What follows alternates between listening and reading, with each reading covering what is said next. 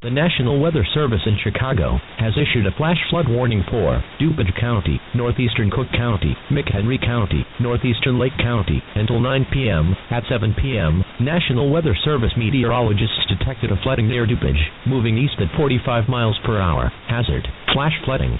Source: meteorologists reported. Impact: flooding may be deadly to those caught without shelter. Mobile homes will be destroyed. Considerable damage to homes, businesses, and vehicles is likely, and complete destruction is possible. The flash flood will be near DuPage around 7:55 p.m., Cook around 8:36 p.m. Take cover now. Move to an interior room on a high floor.